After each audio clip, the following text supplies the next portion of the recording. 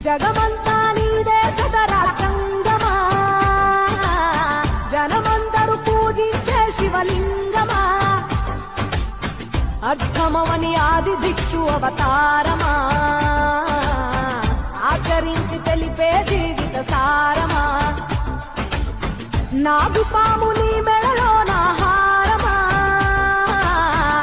పల్ల జడల నడుమ గంగమ్మ కొలువట